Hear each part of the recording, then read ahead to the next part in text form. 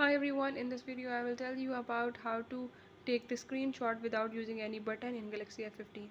So if you want to learn how to take the screenshot without buttons, I will tell you all in this video. What you have to do is to follow all the steps, watch complete video and don't forget to subscribe my channel. Now for further detail, let's watch it.